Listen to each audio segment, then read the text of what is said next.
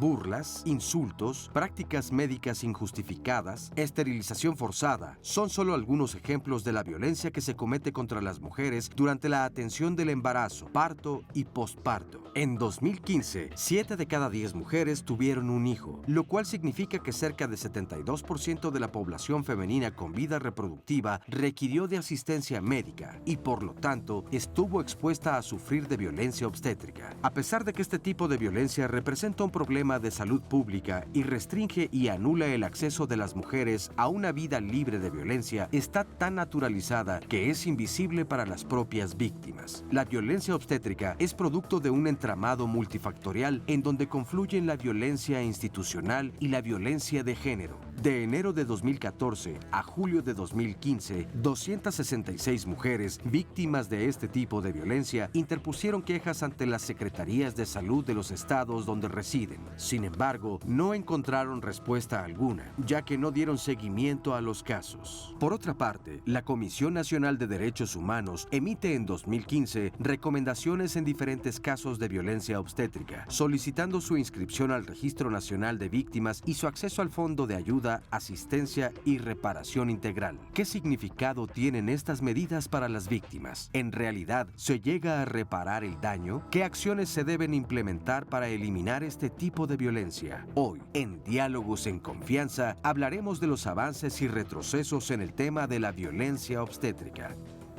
Aquí estamos con este tema inquietante. ¿Y saben por qué es inquietante?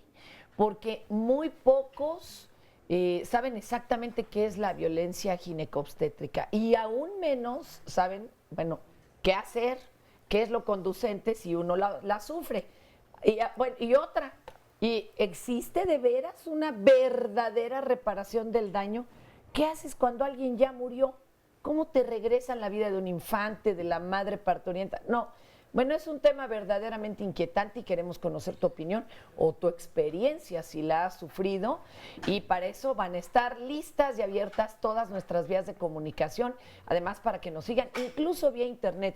Oscarito, ¿cómo estás? Bienvenido. Muy bien, me da mucho gusto saludarte, mi querida Fer, y darte los buenos días, desde luego igualmente a nuestras y nuestros especialistas, por supuesto a todas las personas que se conectan en las redes sociales, tanto Twitter como Facebook. De hecho, la dirección para poder seguir el programa en vivo a través de internet es canal11.mx/diálogos/. Otra forma de hacernos llegar sus comentarios es la vía telefónica, 5166-4000 es el número, y saludamos con mucho gusto a todas las personas que nos pueden ver a través de la señal internacional de Canal 11. Y estamos desde luego pues ya preparados para recibir, como bien decías, Fer, pues todas las denuncias, las comunicaciones, las preguntas. Ayer me encontré con una chica que nos ve en Australia y estaba de visita acá en Colima con su familia. Pues un saludo a todos los que nos ven por señal internacional. Bueno, vamos nada más a darnos cuenta el tamaño del problema, simplemente porque no sabemos lo que es la violencia ginecobstétrica. Vamos a verlo, por favor, Gaby. No, la verdad no sé, no he escuchado ese término. La verdad, violencia obstétrica no sé qué es eso. Yo pienso que violencia obstétrica es referente al niño, de la violencia. La verdad nunca había escuchado eso, nomás sé que es violencia infantil. Me imagino así el maltrato, el que no se le pone atención al niño. No sé qué es violencia obstétrica. No lo había escuchado antes, pero me suena como cuando tratan mal a una mujer cuando va a recibir atención médica, digamos, cuando está embarazada y todo eso. Me imagino que debe ser algo así. No sé qué es violencia obstétrica. Sí lo sé. Yo sufrí de esta violencia cuando nació mi bebé, no me lo permitieron ver durante 8 días y no me dejaron darle pecho, y de hecho él tuvo sufrimiento fetal a causa de una negligencia en un hospital privado. ¿Qué tal? Solo la que la padeció ya sabía de qué estábamos hablando con violencia obstétrica. Vamos presentándole a nuestro panel para que también ustedes puedan dirigir a ellos y ellas sus preguntas. Karina Falcón, coordinadora general del colectivo Maternidad Empoderada. Oye, Karina, ¿qué podemos hacer contra la violencia obstétrica cuando las propias mujeres no saben qué es? Lo que pasa es que es una violencia que está muy invisible, está ya muy institucionalizada, tanto que es muy natural. Nosotros cuando nos entrevistamos con las mujeres nos dicen, me fue bien en el parto, no me maltrataron tanto, sí me quedé callada. Lo normal. Exacto, lo Perdón normal que use la es, palabra, claro, lo normal es el maltrato, lo normal es que te digan, mejor quédate callada porque si no te pueden hacer más cosas que no te van a gustar, ¿no? Y entonces a las que mejor les fue, fueron menos intervenidas.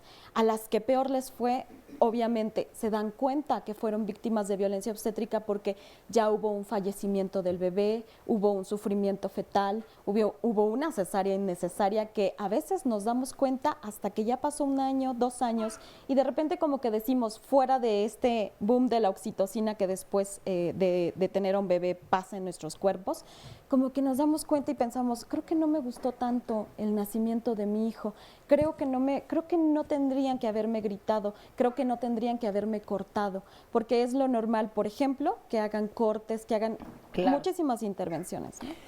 Ay, bueno, y pues hablar de violencia obstétrica como un problema de salud pública a la que están expuestas, imagínense, 72% de las mujeres embarazadas. Estos son los números de ustedes ahí en Gire. Mi querida Rebeca Ramos, coordinadora de políticas públicas del Grupo de Información en Reproducción Elegida, hace Gire. 72%, oye, es un número altísimo. Es un número altísimo. Desgraciadamente eso hace que se normalice, ¿no? Son tantas que entonces ya es a lo que te vas a enfrentar.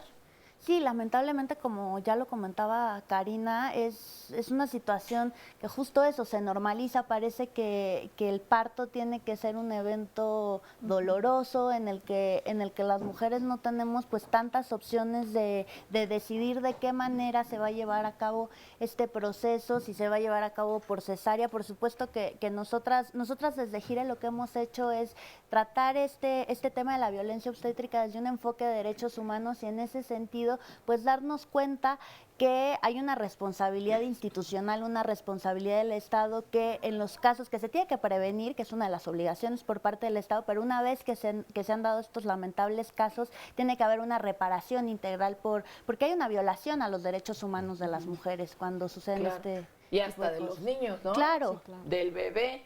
Pero bueno, y vamos aclarándonos aquí todos, ¿verdad? Porque como dijo la señora, a mí me suena a que es cuando te maltratan o hay problemas en el parto, pero ¿qué es exactamente la violencia obstétrica? Y tenemos a Miguel Ángel Lezana Fernández, el director general de Difusión e Investigación de la Comisión Nacional de Arbitraje Médico, CONAMED.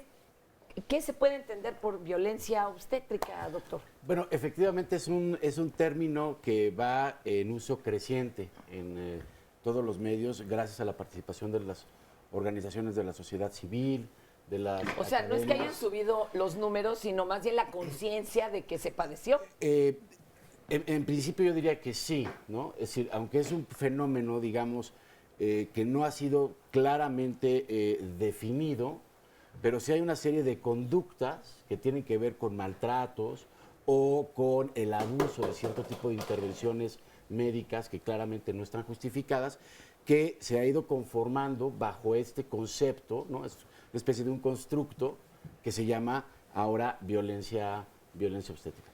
Pero en el fondo lo que es una mala práctica médica en donde, por razones muy diversas, como decía el reportaje, multifactoriales, no se respetan los derechos, en este caso de las mujeres embarazadas o durante el parto o durante el puerperio, o los derechos de sus hijos recién nacidos, entre ellos desde luego el derecho a la salud, pero no es el único derecho que no se cumple. Y aquí tengo alguna lista, por ejemplo, que podría tomarse: malos tratos burlas, procedimientos quirúrgicos invasivos, y cuando no hacían falta, ¿no? Como Sí, nos dicen, injustificados, digamos. aplicación de métodos anticonceptivos sin autorización, que también eso se ha reportado, que salen y ya traen un DIU y nunca les avisaron nada, o que cortaron las trompas, ¿no? Una cosa así, esterilización forzada, cesáreas innecesarias, todo eso puede ser considerado, échele usted cabeza, ¿no? Lo ha padecido. Bueno, pero entonces, ¿por qué está tan invisibilizado? Si se ve que el 72% después reaccionan cuando se baja la oxitocina y uno dice, híjole, creo que me maltrataron, ¿verdad? Tenemos a Roberto Castro Pérez, sociólogo e investigador del Centro Regional de Investigaciones Multidisciplinarias de la UNAM en Cuernavaca, y nos trae su libro Sociología de la Práctica Médica Autoritaria. Qué fuerte nombre, ¿eh? Violencia obstétrica, anticoncepción inducida y derechos reproductivos. ¿Por qué está invisibilizado? Para hablarte de invisibilizado. ¿Por qué será? Bueno, hay muchísimos factores que podrían explicar eso, pero uno de ellos tiene que ver con lo que nosotros llamamos la falta de desarrollo de la ciudadanía, de la capacidad ciudadana. Es decir, de que pacientes, mujeres y hombres, sepamos que no somos pacientes, que somos ciudadanos, que tenemos derechos y que hay, o que hubiera, ojalá, un Estado respaldándonos si se violan nuestros derechos. Pero falta mucho de eso. Que nos están haciendo el favor. Llega Por uno al eso mismo. servicio de salud, Así es. incluso en algunos pagados, y lo tratan a uno como si hubiera ido a mendigar el servicio médico. Así es. ¿No? Y le dicen uno unas barbaridades inconcebibles. Fíjate, te doy un ejemplo. Yo alguna vez viví, mientras estudiaba en Canadá, fui al oculista una vez y me iban a examinar el ojo y me pidió 20 veces permiso el oculista para examinarme y luego me dijo, ¿le puedo examinar mi estudiante nomás para que aprenda? No va a hacer nada, en fin. Se presentó Muchos el estudiante, permisos. me pidió permiso 3 veces y yo, pues ya, examíname. ¿Por qué tanto permiso? Porque saben que están frente a un ciudadano que puede ir a demandar. Me examinaron más de las veces necesarias sin que me tocaran. Eso es lo que nos falta en este país. Desarrollo de esa conciencia. Uy, aquí en el parto, ¿cuántos pasan estudiantes a medirlo a uno? Yo ahí perdí lo poco que me quedaba, ¿verdad? De vergüenza.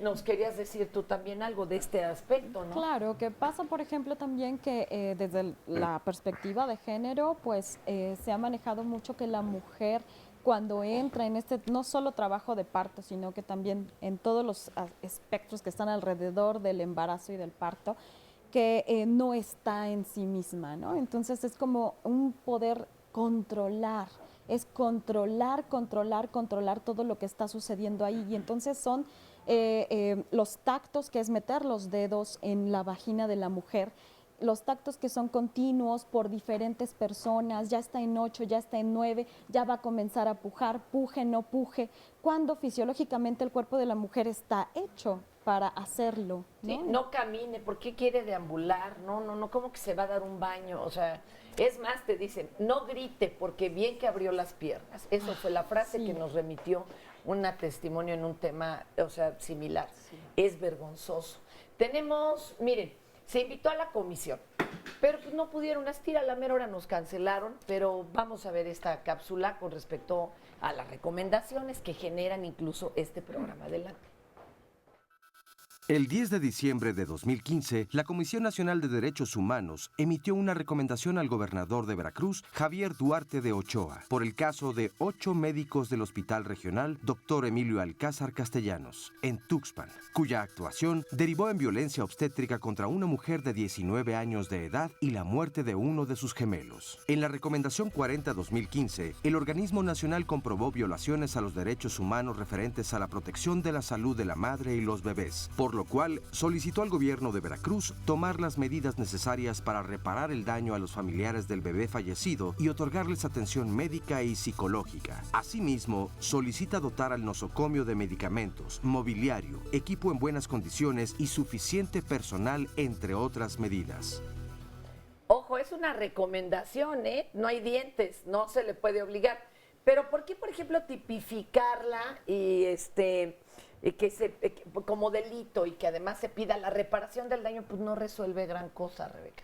Pues justo nosotras desde Gire lo que hemos visto con el acompañamiento de casos de violencia obstétrica y de muerte materna es que tipificar, es decir, poner la violencia obstétrica como un delito no soluciona las cosas, porque pasa por un entramado, como ya se decía, multifactorial, que tiene que ver desde cuestiones de infraestructura, falta de personal. O sea, en este caso se castigaría a una sola persona cuando la verdad es todo el sistema el que está fallando, ¿no? Exactamente, y ahí desde el punto de vista, yo soy abogada de profesión y en Gire trabajamos desde el ámbito jurídico, el derecho penal sirve para castigar las conductas más graves. Por ejemplo, el caso de las esterilizaciones forzadas, consideramos que es una conducta que sí debe de ser considerada como un delito. Sin embargo, la violencia obstétrica pasa por un montón de conductas que van desde que no se le dio el apego inmediato a la madre con el bebé, que no se le permitió lactar, como ya se comentaba en alguno de los testimonios, y esas conductas por supuesto que tienen que erradicarse,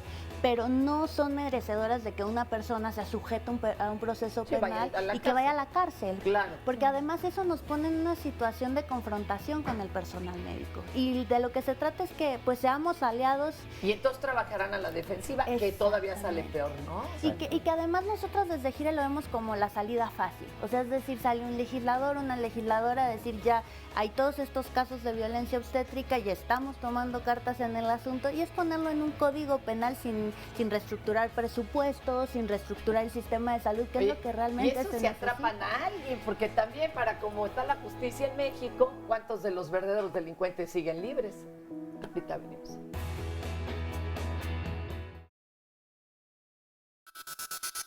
El 22 de octubre de 2015, la Comisión Nacional de los Derechos Humanos dirigió una recomendación al Instituto Mexicano del Seguro Social por el caso de una mujer indígena campesina mixteca que desde hace 14 años permanece en estado vegetativo al ser atendida de parto. El caso ocurrió en el Hospital Rural Solidaridad número 34 en Tlaxiaco, Oaxaca, en 2001, donde le realizaron una cesárea. Y la mala praxis de una anestesióloga le causó encefalopatía hipoxoisquémica.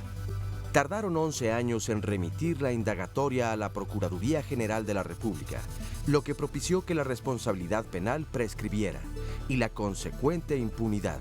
No obstante, la CNDH, al hacer de su conocimiento el caso, emite la recomendación 32-2015, señalando que debido a irregularidades cometidas por autoridades ministeriales de Oaxaca, a la fecha no se ha procedido a la indemnización, reparación y satisfacción que procedan por los daños causados a la agraviada y a sus familiares. Parece increíble, pareciera extraído de una película de terror, sin embargo estas cosas ocurren y más de lo que nos podemos imaginar siquiera. Por eso este espacio pues también es propio para escuchar todas las denuncias mismas que nos están compartiendo en las redes sociales. Aquí tengo algunas. Ixchel Ameyali, por ejemplo, nos habla de como cuando vas a revisión al hospital civil y N cantidad de estudiantes te meten mano, sin decir nada, sin aportar en realidad algo, ¿no? Mick, en el Hospital de la Mujer en Aguascalientes es una carnicería literal. Se aprovechan de la ignorancia de la gente. A mi hija y a mi nieto fueron martirizados en el Hospital de la Mujer en Aguascalientes, parteros y personal de muerte, así lo expresa, y dice total falta de ética. Adriana Lola, no olvidaré en mi vida cuando en el Hospital del Iste de Zaragoza, en el área de mujeres embarazadas, me dieron el peor servicio que he recibido en mi vida. LN, en el IMSS número 1 en violencia obstétrica, yo pedía asistencia y contestaron, aquí no usamos. Tuve parto a valor mexicano, mi bebé venía grande y no me hicieron el corte debido a que fue el bebé quien me abrió de lado a lado cuando nació. Adriana Josefina Lizárraga Amaya, yo tengo 3 hijos, en mi primer parto me fue de maravilla, pero en los otros 2 me fue como en feria. En el segundo me lastimaron la vejiga y como el bebé al salir venía muy grande, me desgarró por completo y me cosieron sin anestesia.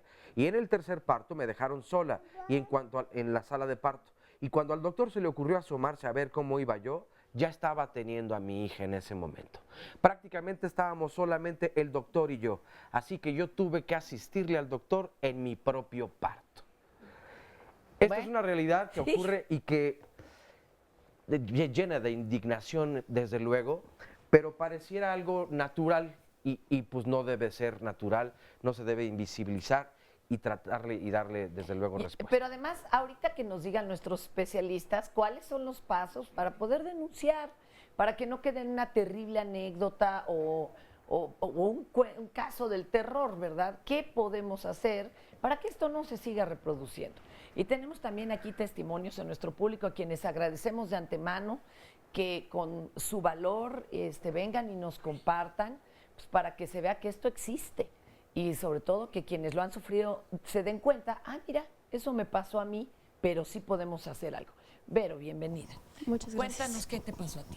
Bueno, pues yo tuve un embarazo perfectamente normal. A los 30 años me embarazo. Tengo buena salud, entonces nunca hubo ningún problema. Me detectan circular de cordón simple al cuello una semana antes del parto. Para los que no han vivido esto, ¿qué es? Que tenía el cordón enredado. Tenía un cordón enredado, una vuelta, entonces me dicen, no te preocupes, no pasa nada. Omiten, por alguna razón que desconozco, anotarlo en el expediente. Eso no lo supe hasta mucho tiempo después, cuando pude acceder al expediente. Llega el día del parto, 39 semanas con 6 días, y durante el parto tengo 37 horas en trabajo de parto. Llego, me regresan, voy y me hacen tacto, me rompen la bolsa, pero me mandan a la casa. Cuando regreso me dicen que cuánto tiempo llevo con la rotura de bolsas. Pues desde que vine me salió agua en las manos del doctor. No, pero ¿cuánto tiempo? Pues cuando vine en la mañana me regresaron. Bueno, ¿y cuánto era? Pues gotas. Perfecto. Me admiten por ruptura de membranas. No hay camillas, entonces tenemos que esperar. Pasa el tiempo, me suben a la sala de partos.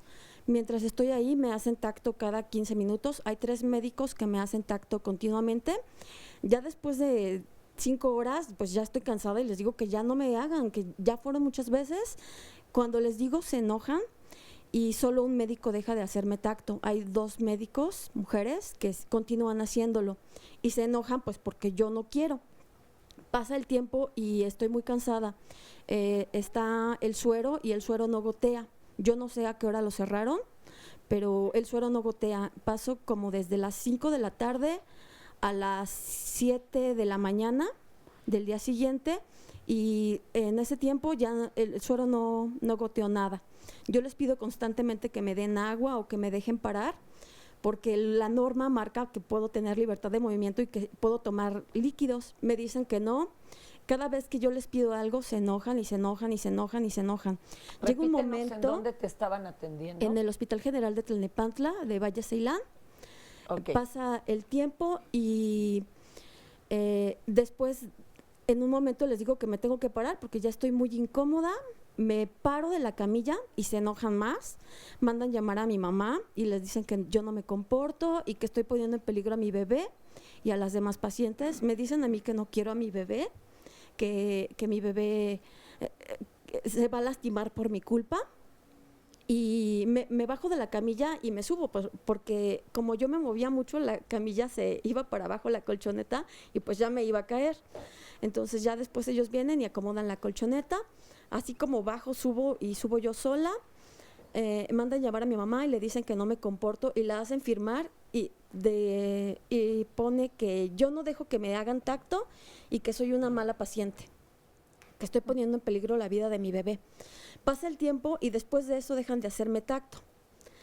Ya me dejan en paz toda la noche.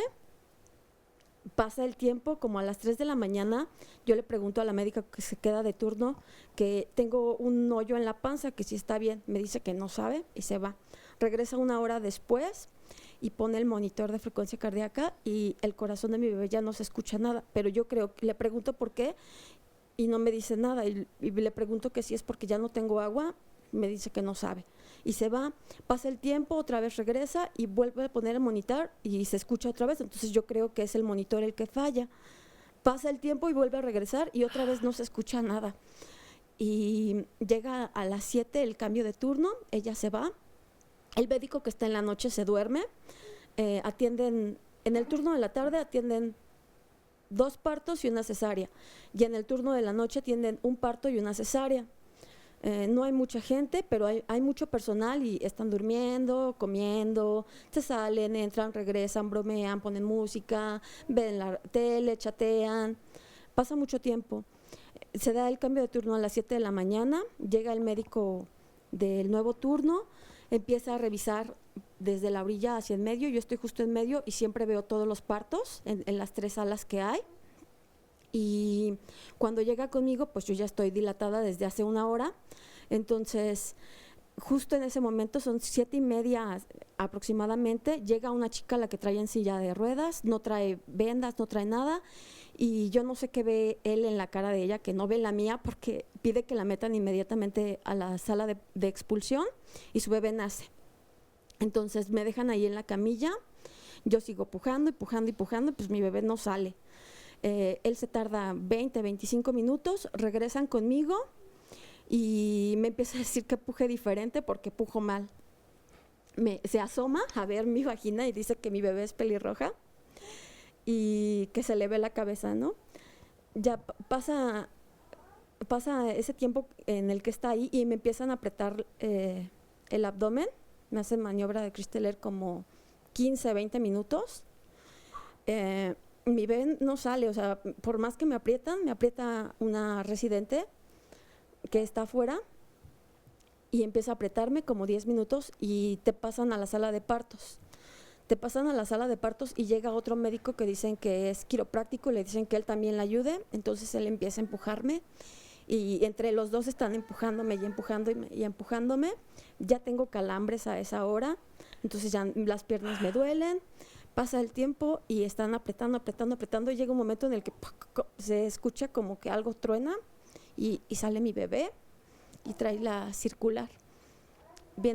Está muy pálida y no llora, entonces se la pasan a los pediatras y empiezan a pedir adrenalina y bicarbonato y no tienen, porque en el parto de la noche el bebé que también nació, pues también tardó mucho en llorar y supongo que no llenaron los racks con lo que necesitaban, entonces no hay ni adrenalina ni bicarbonato ahí, empiezan a pedirlo, le piden a los practicantes que se salgan, pero ellos nada más se hacen a un lado y pues yo nada más estoy viendo qué le hacen a mi bebé, pero no me dicen nada. Pasa el tiempo y me sacan de la sala, me hacen episiotomía, me cosen, me ponen el DIU, me sacan de la sala y yo no quiero que me saquen, pero me dicen que me tengo que salir y se quedan con mi bebé, salen tiempo después, ya no sé cuánto tiempo, y me dicen que hicieron todo lo posible y que no pudieron. Y me da mi bebé. Pasa el tiempo y está tibia y yo les digo que mi bebé tiene pulso y me dicen que no. Y después leo el expediente y dicen que tenía el pulso muy bajo. Entonces hay como entredichos porque salgo de la sala, después pasa un tiempo, me dejan a mi bebé porque yo lloro mucho y me la quieren quitar, pero lloro mucho y no se las doy. Y ya pasa un tiempo, sube mi mamá, todo, y ya cuando me van a bajar a piso, ya me la quitan, y cuando voy saliendo está el médico que atendió mi parto y le pregunto que qué pasó, y me dice que venía con circular y que intentaron reanimarla, pero que no pudieron, y le pregunto que si era óbito, y me dice que no, que traía el pulso muy bajo. Llego a piso de abajo, y está mi expediente, y dice que mi bebé está vivo. A mi marido le dicen que nació muerta y le dan un certificado de defunción de que nació muerta. Entonces yo le digo que no, que nació vivo, que no lloró, pero que traía el pulso muy bajo. Entonces ya después le van a dar a un niño porque no saben, en ese mismo periodo mueren 4 bebés. En menos de 1 hora mueren 4 bebés, 2 gemelos, un bebé que ya era óbito, que así llamaban a la chica desde que llegó, le decían óbito, y mi bebé. Entonces pasa el tiempo y se lleva mi expediente porque se me ocurre leerlo. Y ya después pues me dan a mi bebé. Cuando me la dan veo que trae toda su nariz rota, pero eso no lo anotaron en el expediente. Tiene como el cartílago despegado, desprendido, y eso no lo anotaron, se les olvidó. Doctor, usted debe haber oído aquí ya una cantidad impresionante de irregularidades, ¿no? Sí, claro, por supuesto. O sea, lo que vemos en el caso es que nos presentan es una combinación de muchos factores de mala práctica. El acto médico, cualquier acto médico, la atención, una consulta, la atención del embarazo, del parto, etcétera, cualquier acto médico está fundamentado en 3 grandes pilares. Un pilar técnico, en donde quien realiza el acto, sea un médico, una enfermera o algún otro personal de salud, tiene los conocimientos y las habilidades técnicas para llevar a cabo ese procedimiento, cualquiera que este sea, de diagnóstico o quirúrgico o de tratamiento.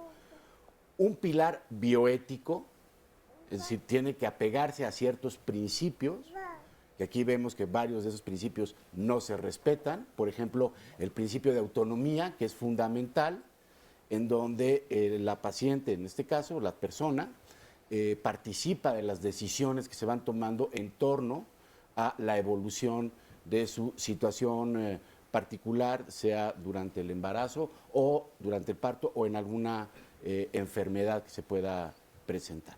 Entonces aquí vemos claramente violación de algunos de estos principios fundamentales. Vemos que hay una parte de impericia técnica clarísima, hay una parte de falta de estos principios. El tercer pilar es el pilar del marco jurídico. En nuestro país existe un marco jurídico, hay una ley general de salud, hay reglamentos, hay normas oficiales mexicanas, hay guías de práctica clínica, en donde todos los médicos tienen que apegarse en su práctica a lo que dice ese marco jurídico. Aquí claramente también vemos elementos en donde no se apega a ese marco Un ejemplo, por jurídico. ejemplo, de mala praxis, un ejemplo de todo lo que nos narró ella. El Chris Teller, por ejemplo, cuando refiere que le están empujando. Que le empujan, eso es mala praxis. Otra. Toda la parte durante el seguimiento, que primero abusan con el uso del tacto y luego la abandonan. O sea, aquí se ve un fenómeno de La ruptura de la abandono. fuente y aún así dejarla ahora. Romperle la fuente también es mala práctica. Luego dice que hay otro en el asunto bioético. Ahí, ¿cuál de todos los...? Lo del principio de autonomía, no la dejaron participar nunca en las decisiones sobre cómo iba evolucionando el asunto, ya no siquiera estaba informada de qué estaba pasando. Y en el jurídico, un ejemplo. En el marco jurídico hay que revisar toda la normativa. Hay una norma de la atención del embarazo, parto y puerperio.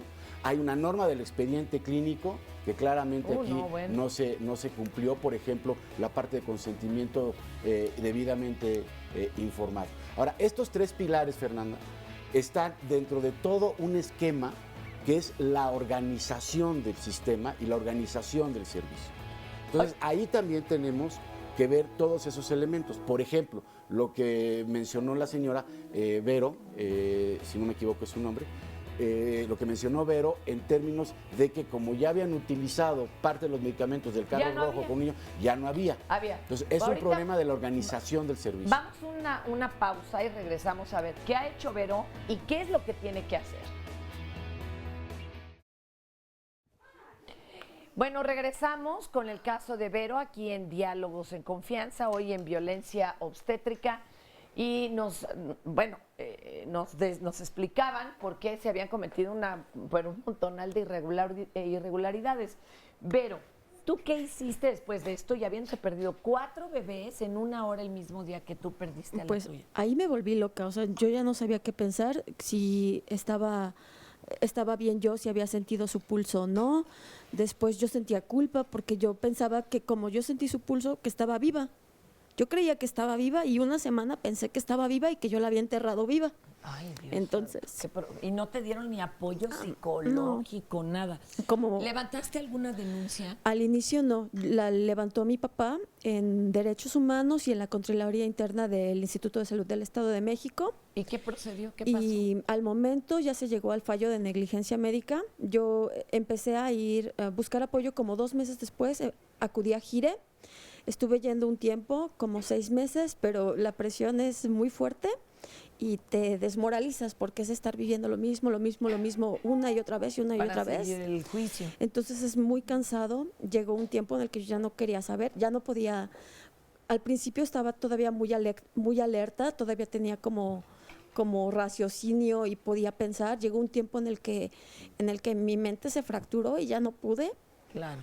Dentro del mismo Abandoné duelo. dentro del mismo periodo. Fue como, ya no quería saber yo ni leer artículos, ni por qué se murió, ni si sí, ni si no, si yo tenía razón, si ellos tenían razón.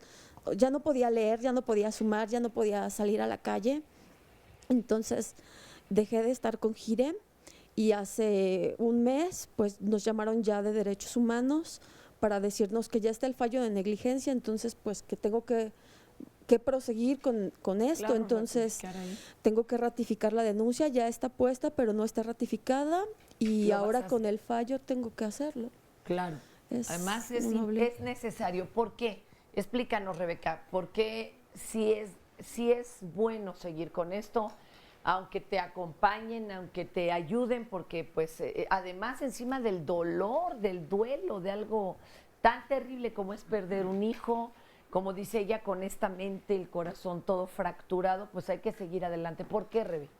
Pues justo para evitar que estas cosas sigan sucediendo y también en términos sociales y como de participación, pero también para la parte de la reparación y sentir que hubo esta parte de acceso a la justicia de alguna manera. Ayuda al duelo. Exactamente. Digo, cada persona y en cada situación se va a procesar de manera diferente, pero en términos jurídicos y de acceso a la justicia, pues es importante que si tenemos en el país una serie de vías que formalmente se supone que nos van a permitir acceder a la justicia y lograr una reparación por los daños y por la violación de los derechos humanos de los que hemos sido o han sido objeto las mujeres en estos casos, pues utilicemos las comisiones de derechos humanos, las contralorías internas de las secretarías de los hospitales, la propia CONAMED.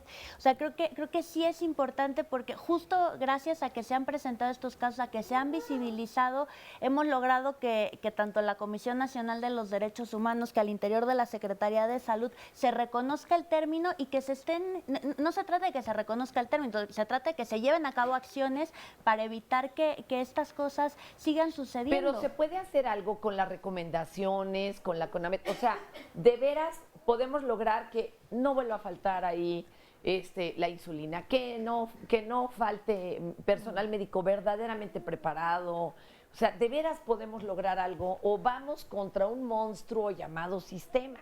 Vamos contra un monstruo llamado sistema, pero si no empezamos a mover las cosas, el monstruo no se va a mover. O sea, creo que ahí sí es importante. Nosotras desde Jire hemos tenido algunos casos, por ejemplo, de muerte materna en Chiapas, que hubo un tema de violencia obstétrica muy fuerte, pues lamentablemente acabó con la muerte de Susana, una mujer indígena, Tzotzil.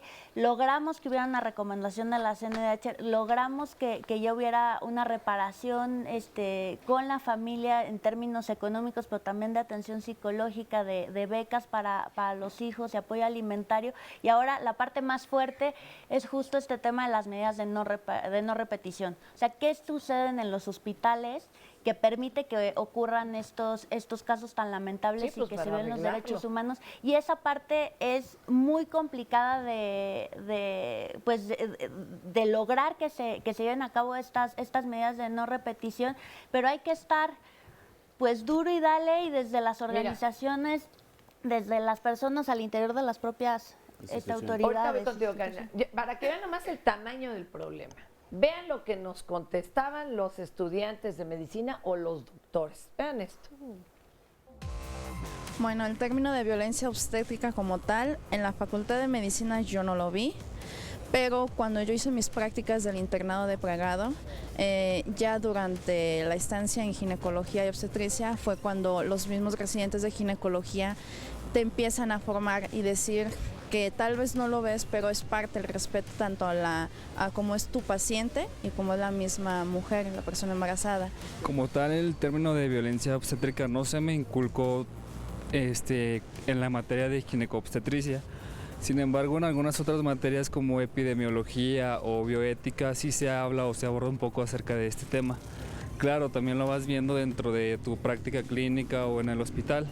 Ya hay planes de capacitación a la gente que tiene más antigüedad y que no recibió durante la carrera esta capacitación y en sus planes de estudio ni siquiera existía, ya existe actualmente en los hospitales. Hablando de violencia obstétrica, los hospitales de gineco ya lo tienen establecido, el sector salud lo tiene perfectamente claro y sí está dando resultados. Bueno, yo creo que sí hace falta mucho conocimiento, difusión y sensibilización, porque al menos durante mi formación, tanto en la Facultad de Medicina como durante todo el tiempo que estuve haciendo residencia, nunca recibí una formación como tal, sensibilización, capacitación en relación a la violencia obstétrica.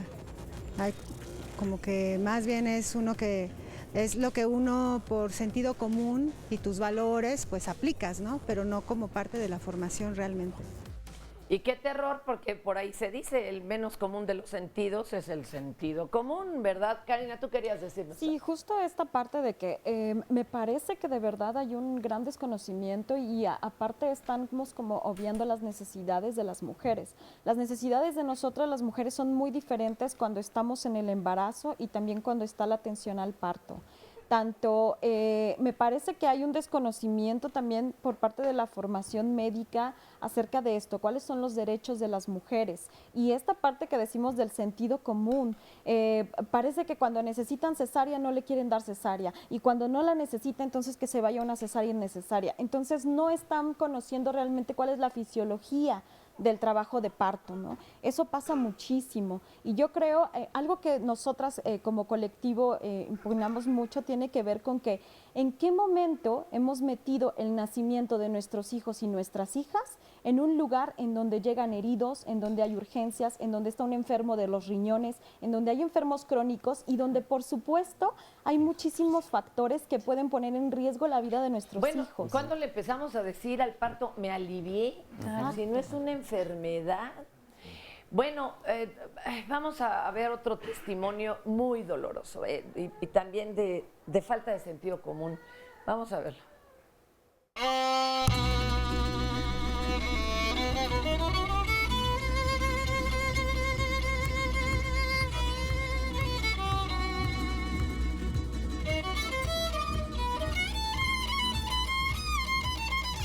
Mi nombre es Jeremías Ramos López, tengo 42 años, vivo acá en San Cristóbal de las Casas. Todo empezó con las primeras consultas de mi esposa, Rosa María García Álvarez.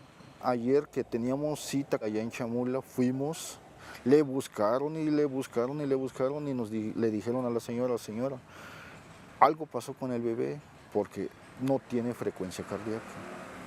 Le siguieron buscando y buscando y dijeron, lo sentimos mucho, dice, pero creo que el bebé está muerto. No había ginecólogo, no había doctores y nos dijeron de que mejor nos viniéramos al Hospital de la Mujer, aquí a donde estamos ahorita. Llegando acá, toqué y salió el doctor que estaba en turno. Me dice, mire, de hecho estamos remodelando, tengo muchos pacientes, mire, 1, 2, 3, 4, estaba lleno por dentro. Pero, sabe, dice, tenemos un convenio con la clínica de campo. Allá llegamos, tocamos, estuvimos esperando un buen rato. Voy y vuelvo a tocar. Le confirmaron lo que ya nos habían dicho, pero hasta ahí nada más, ya no la atendieron, nos dijeron de que nos regresáramos acá, porque la obligación, por eso es el Hospital de la Mujer. Aquí la puedo encamar, dice, pero ¿qué voy a hacer a las 11, 12, 1 de la mañana que empiece con el sangrado? ¿Qué vamos a hacer nosotros? No puedo exponer a mis enfermeras, a otros para que corran por ella. Pero ¿qué riesgo hay para ella? No hay ningún riesgo. Lo único es una infección. Bien. Lléveselo para allá y pues allá tienen que darle lugar y si no, pues si le pasa algo, se muere, ellos son los responsables. Pero no sé, yo digo, teniendo algo muerto por dentro, pues sí, yo pienso que, yo no sé de medicina, pero digo, puede ser sí algo riesgoso. Fue muchas vueltas que nos hicieron dar ellos. Sí. Y a pesar de eso, el trato que nos daban. Sí, porque no es justo. Yo volví a tocar 2 veces y me dijeron, no, espérese un rato. Y, pues, veía yo que todos pasaban, menos nosotros nos atendían. Pues, ¿a dónde más íbamos a ir, ya no había ninguna otra opción. Le digo pues a ella, mira, si nosotros tuviéramos dinero o si tuviéramos más, como normalmente se dice, palanca, te apuesto que desde anoche hubieras estado ahí ya en recuperación, pero como no, tal vez precisamente por eso hay muchas muertes de las madres, de los bebés, por no atenderlas a tiempo. Pues yo creo que eso no debería de existir.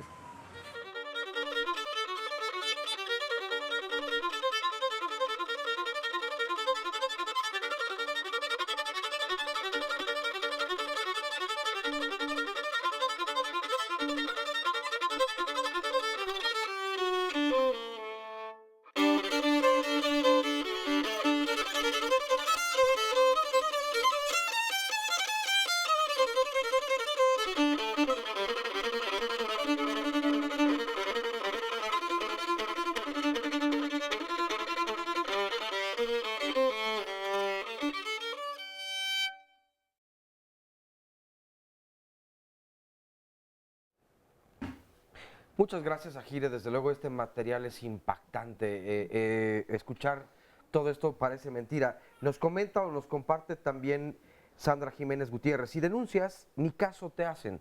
Si tienes parientes trabajando en el servicio de salud, te va bien. Si no, no. Ya nos lo decía precisamente este señor. Además, también es falta de cultura. El embarazo precoz. No asisten las embarazadas a una atención temprana. Si algunas exageran sus actitudes y gritos, son varias cosas. Y cada caso es particular y debe evaluarse de forma individual. Nos dice Angelina Rosanz. A mí me insertaron el DIU sin autorización en el Instituto Mexicano del Seguro Social. Y eso fue hace 6 años. Ahora se me encarnó y no me lo quieren retirar. Fui a urgencias para que me lo retiraran y no quisieron porque tenía que estar durante mi periodo. Y cuando estaba dentro de me regresaron que porque había muchas mujeres en labor de parto. Y este retiro, en una clínica particular me cuesta aproximadamente 7,500 pesos. Y por eso es que estoy en este momento en la misma situación. ¿Cuáles podrían ser las consecuencias de esta mujer? Pero antes les comparto algunos otros. Nos dice Miriam Delgado Moreno, estoy escuchando el tema que van a tratar y me parece maravilloso porque es un tema que normalmente se calla. Una sobrina nieta tiene epilepsia, un retraso psicomotor y también en el habla. La neuróloga nos dijo que fue consecuencia o a consecuencia de sufrimiento fetal. Fernanda mencionó que se trata de violencia de género, por lo regular los doctores varones hacia las mujeres. Pero en el caso de mi sobrina, quien atendió fue una doctora. Estuvo 36 horas en labor de parto y la única forma para presionar que le practicaran una cesárea fue hablar con el director del hospital. Ahora mi sobrina debe tomar medicamento de por vida. Esta otra llamada es de Lucila Sánchez Marín. Padezco epilepsia porque al nacer me sacaron por fórceps. En este tiempo no se utilizaba la cesárea. Quiero saber si lo que pasó se llama o se le puede llamar violencia obstétrica. Nancy Tosti, hace como 3 años y medio se iba a aliviar, iba a tener a su bebé, porque ya quedamos, no es una enfermedad. Iba a tener a su bebé una de mis tías, pero su bebé murió desafortunadamente dentro. Ella es del estado de Veracruz y la verdad se murió porque hubo negligencia médica, pues ya el bebé estaba muerto dentro de ella y nunca la quisieron atender, por lo que requeríamos de alguna orientación por parte de los especialistas, porque uno normalmente se queda callado, pero en ese lugar se ha sabido que ocurre mucha negligencia de que se mueren por no querer atenderlas adecuadamente. Me estoy refiriendo a una clínica del Seguro Popular, el ISEM, que está en Huatusco, Veracruz. Nos han compartido varias historias de otros estados, de otras ciudades de la República. ¿Qué pueden hacer? Porque acudir a la Comisión de Derechos Humanos a través de Internet, existe un teléfono, es decir, para quienes viven tal vez, como este testimonio que veíamos hace un momento, en poblaciones más alejadas donde tal vez no hay las mismas instancias, ¿a dónde deben dirigirse y qué pueden hacer? Bueno, nuestro marco jurídico dan varias opciones, ¿no? Y afortunadamente hay las mismas. También depende un poco del tipo de institución y de la circunstancia en la que se dio. Están desde luego las comisiones estatales de derechos humanos. En el caso de que la institución proveedora del servicio de salud sea una institución federal, como las de seguridad social, está la Comisión Nacional de Derechos Humanos. Están las contralorías, o como se les llama ahora, órganos internos de control en las instituciones públicas. Hay diversas organizaciones de la sociedad civil, como GIRE, en fin, el colectivo, otras más, que orientan Debemos y hacer apoyan. una pausa, perdón por la interrupción, pero ahora regresamos con esta información. No se vayan.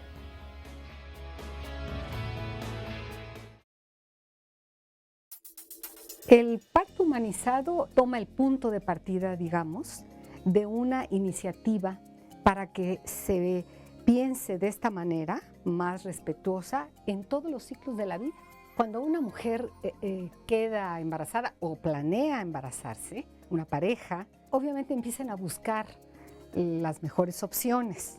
De manera que así cada pareja va eligiendo el lugar, las personas que la van a atender y la preparación que va a tener durante su embarazo. También durante el proceso de su trabajo de parto requiere de tener una posición que sea la que más le favorezca, más le acomode. Necesita tener ese proceso fisiológico y endocrinológico para dejar que las sustancias que favorecen más un parto fluido, un parto que tenga un buen resultado, eso se da en una atmósfera de intimidad. Entonces, silencio, luces bajas, no interrupciones. Y un factor muy importante que ya involucra al bebé es que a la hora de nacer no se le separe. Que una mujer que se aproxima a su parto va teniendo los elementos en su cuerpo que le dicen cómo la fisiología y la anatomía está hecha para que esa mujer pueda parir. Yo que soy partera, que no soy médica, vienen y cuando les pregunto ¿por qué vienes con una partera o por qué buscas un parto en casa, que es la modalidad que yo más trabajo? Me dicen, porque me asusta el hospital, porque no quiero ser tratada como un número más. Aproximándonos a un parto humanizado, hay que empezar desde antes, permitir que mamá y bebé inicien el trabajo de parto. No utilizar fármacos o medios para acelerarlo o para que nazca antes de cuando están listos. Pero tratamos de no interferir con este encuentro, que a mí me parece que queda marcado para el resto de la vida. Tal vez en la Ciudad de México esta sea una práctica poco común o de la que poco escuchamos, sin embargo en muchas poblaciones desde luego es muy habitual, ¿no? Y entonces el preparar a las mujeres para que tengan un desarrollo correcto y puedan asistir precisamente durante un parto es importantísimo. Pero doctor, lo interrumpí abruptamente en el corte anterior y usted está en algo muy interesante o importante de informar a la población. Ahora, rápidamente para terminar el comentario de las distintas vías. Mencionamos las comisiones estatales de derechos humanos, mencionamos los órganos internos de control o contraloría de las instituciones públicas. Desde luego existe la opción, si alguien se quiere ir por la vía jurisdiccional, es decir, a través de la vía penal, de la vía civil o de la vía administrativa, pues están las respectivas procuradurías. El acompañamiento de las organizaciones de la sociedad civil es muy importante, porque la gente pues muchas veces no sabe y las organizaciones saben qué puertas hay que tocar. Y hay otras instancias como la propia Comisión Nacional de Arbitraje Médico, que es donde yo trabajo actualmente. Está la Comisión Nacional y hay 26 comisiones estatales, en donde también la gente puede acudir a buscar una solución por una vía alternativa a la vía jurisdiccional, que es buscar la conciliación y en su caso el arbitraje. Un aspecto importante desde el punto de vista de la institución en donde yo trabajo ahora, la CONAMED, es que nosotros vemos casos tanto de instituciones públicas como privadas, a diferencia de lo que pasa, por ejemplo, con la Comisión Nacional de Derechos Humanos, que solo ve con las instituciones públicas. Si hay problemas o hay, digamos, conflictos con una institución privada, pueden venir con nosotros y hacemos exactamente el mismo tipo de intervención en instituciones privadas que en instituciones públicas. Y a mí me parece muy importante cerrar con dos elementos este comentario. Uno, que lo mencionaba ya también el doctor hace un momento, es el tema de la ciudadanía. Aquí lo que estamos viendo es ciudadanos ejerciendo un derecho, que es el derecho a la salud. Y todo este tema de la atención del embarazo, del parto y el puerperio incluye eso. Y eso está muy reforzado con la reforma constitucional de 2011 en nuestro país. Y segundo, tenemos una ley de víctimas. Y eso es muy importante porque muchas de las actuales recomendaciones de la Comisión Nacional de Derechos Humanos, y espero que sea una práctica que vaya creciendo, instruye la inscripción en el Registro Nacional de Víctimas de las personas a las que se le ha violado el derecho a la salud por distintas vías, no solamente por el tema de violencia obstétrica. Y esos son instrumentos de los ciudadanos para poder proteger y fortalecer el ejercicio de sus derechos. ¿Y si llegamos a algo o solo va a quedar en denuncias? ¿Ustedes han visto que sí procede, que sí hay un cambio, que sí se toman en cuenta las recomendaciones o se queda en una gran simulación? Porque eso es súper frustrante y nos lo están haciendo saber en muchas de las llamadas y demás. Bueno, en el caso de derechos humanos, hay un tema de darle seguimiento a las recomendaciones, porque son eso, son recomendaciones. Aquí las organizaciones de la sociedad civil son un apoyo muy importante. Y con el tema ahora del registro de víctimas, me parece que eso va a fortalecer mucho más, porque ya es otra instancia, el Registro Nacional de Víctimas, la que tiene que vigilar que se cumpla con la recomendación. Entonces, eso yo creo que es un gran avance en nuestro país en ese sentido. A ver, ahí va, todos levantaron la mano. Vamos a darle chance acá a Roberto, que ha hablado muy poquito. Adelante. No, yo nomás quería añadir que además de todo este listado que acaba de dar el doctor de las cosas, de las instancias disponibles y en general de las respuestas que se han dado a tu pregunta sobre si llegamos o no a algo, o sea, claro que ya ante violaciones de derechos concretas, como los testimonios que hemos escuchado, pues bueno, hay que tomar medidas de exigencia, de justicia y reparación del daño. Pero el problema es de fondo. La pregunta tendría que ser cómo prevenimos, cómo hacemos para que esto ya no pase más. Y en ese sentido necesitamos, ese es el aporte de la sociología, por cierto, conocer la naturaleza del problema. Es una naturaleza muy complicada, pero adelanto un elemento. Los médicos son formados bajo un esquema muy autoritario. No hay profesión, es decir, se parece en el autoritarismo la profesión médica a la militar, por ejemplo. Pero siendo formados así, tan autoritariamente, eso genera un tipo de actor muy específico. Es decir, los médicos cuando actúan como médicos se convierten tienen la tendencia a actuar autoritariamente. ¿Pero eso ha sido en toda la historia o cuándo se cambió el asunto? ¿En qué momento pasó de ser un ritual divino, el trance, el camino a este mundo, a eso, a no se mueva, no grite? Bueno, pero Karina lo insinuaba, ¿no? ¿En qué momento se nos ocurrió meter claro, que era una enfermedad. A un lugar donde se va la gente a curar, donde están lesionados, etcétera? Históricamente está ubicado un momento en el que el parto es medicalizado, es expropiado de las manos de las parteras, ¿cuándo pasó etcétera. eso? A principios del siglo pasado. Principios del siglo pasado. Muy pronto. Ahora, es complicada la cosa y hay que hilar fino porque sí venía esa medida acompañada de ciertas ventajas técnicas y sobre todo para resolver emergencias. Pero la gran mayoría de los partos no son emergencias, etcétera. Entonces, una medida que se ha propuesto es sacar el parto del hospital, pero ponerlo a un ladito, tener casas de atención de parto. Como nos contaban en otro programa que hubo en Puebla, ¿se acuerdan? Un lugar donde estaba la zona de partos de un lado y cruzando la plaza estaba inmediatamente el hospital. Vamos, uno podía elegir incluso, ¿no? Y eso permitiría incluso un diseño hasta arquitectónico donde los hombres puedan estar participando, en fin, ¿no? Que hay, ese es otro de los graves errores, ¿no? A ver, por favor, Rebe, ahorita Karina. Yo nada más quería como agregar, justo en esta parte de la Ley General de Víctimas está la Comisión Ejecutiva de Atención a Víctimas, que es un órgano público y que se puede acudir ahí, y también la importancia que tiene exigirle a las comisiones, tanto a la nacional como a las estatales de derechos humanos, que den seguimiento a las recomendaciones. Normalmente se aceptan las recomendaciones. Una vez que el X autoridad acepta una recomendación, se vuelve una obligación. para esas autoridades llevar a cabo todas estas recomendaciones que ya acusar hizo. de recibido y aceptar. Exactamente, porque Mira hay la qué posibilidad de interesante. no aceptarla. Pero cuando Pero se ¿cuál acepta, es la consecuencia de no cumplirla? ahí de no cumplirla es donde las comisiones estatales y la nacional tendría que empujar para que Sí, porque estar insistiendo. No, pareciera que no hay consecuencia más que Exactamente. quedar mal, ¿no? Exactamente. Si los balconeamos, Cari.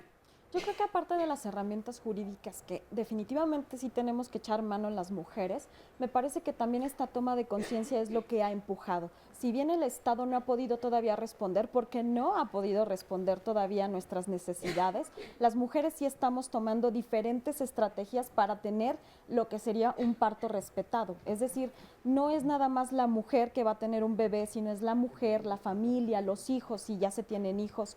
Entonces, a mí me parece que esta toma de conciencia sí existe y justo lo que se decía, ¿no? A lo mejor en la ciudad no se echa mano de la partería, pero ya vemos un gran porcentaje de mujeres que lo estamos haciendo, que incluso cuando sabemos que vamos a tener una cesárea, como fue también mi caso, decimos, ok, ahora voy a buscar un equipo médico que me acompañe en esto, que yo ya sé que va a ser una cesárea, pero quiero que sea una cesárea respetada y respetuosa para mí y para mi hijo y para la familia, ¿no?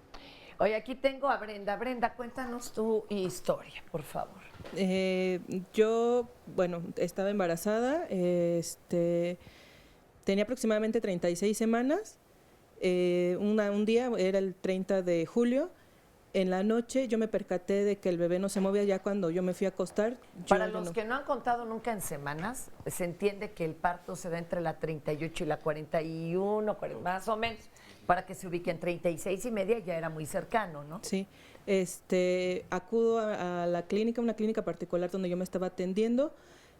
Bueno, previamente, cuando yo tenía 5 meses de embarazo aproximadamente, me sentí un poco mal y yo tenía la intención de que me atendieran en el hospital de perinatología. Yo fui primero al centro de salud. En el centro de salud me dijeron que no me podían dar ningún pase hasta que yo no tuviera una urgencia médica. Y yo saqué la cita en perinatología y me la dieron hasta noviembre, cuando yo me alivié en agosto. Bueno, yo ya cuando siento que el bebé no se mueve, acudo a mi clínica, llego aproximadamente como a las 12 de la noche, el doctor tardó todavía como media hora en llegar, me revisó, el bebé tenía pulso, tenía el ritmo cardíaco muy acelerado, aproximadamente 180, y lo único que hizo el médico fue ponerme suero, y me dijo que con el suero se iba a normalizar el ritmo cardíaco del bebé. Y me dijo que a las 9, bueno, que al otro día me iban a hacer la cesárea, pues ya porque el bebé estaba sufriendo.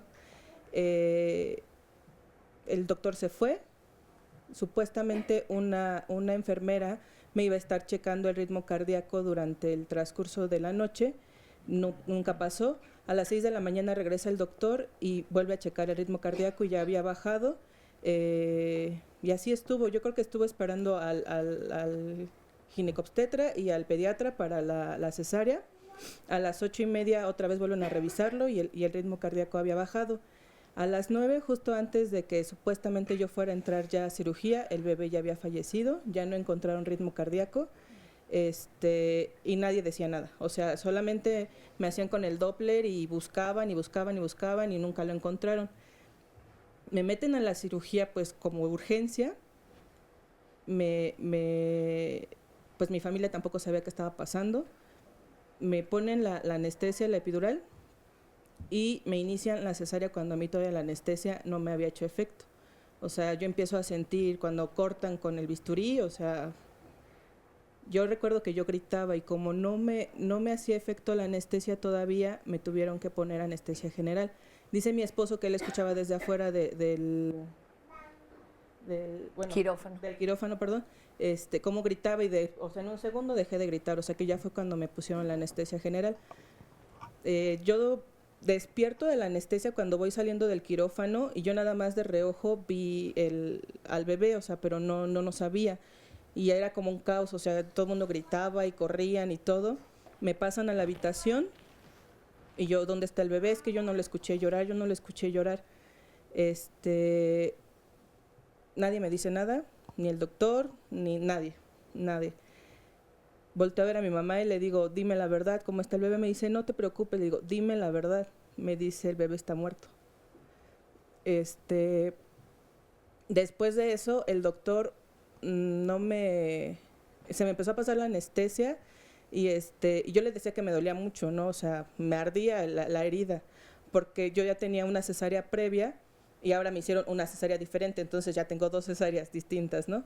Yo le decía que me dolía mucho y me decía, nada más me agarraba la piel y me decía, tranquila, tú no te preocupes, primero tenemos que ponernos tranquilos para ver qué es lo que vamos a hacer. Y yo pues el doctor no me permitió ver al bebé, decía que no, que era mejor que yo no lo viera, que me iba a poner peor, y digo, bueno, pues mi hijo ya estaba muerto, ¿qué peor me podía poner, no?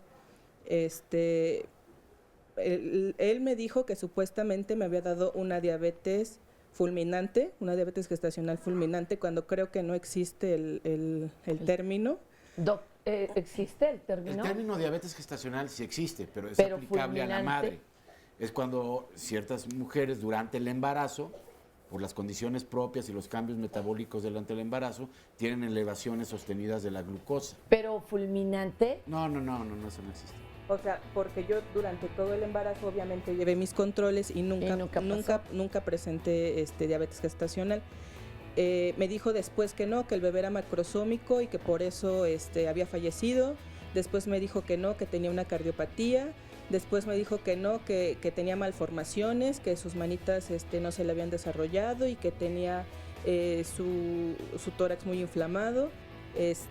O sea, siempre que entraba a verme me decía una cosa diferente. O sea, nunca en realidad me dijo qué fue lo que pasó. ¿Tú hiciste algo? ¿Levantaste una denuncia? No, en ese momento pues la verdad yo estaba muy mal, o sea, física y emocionalmente. ¿Te parece que ahorita regresando de esta pausa nos cuentas? Sí. A ver qué procedió y sobre todo cómo podemos seguir esto.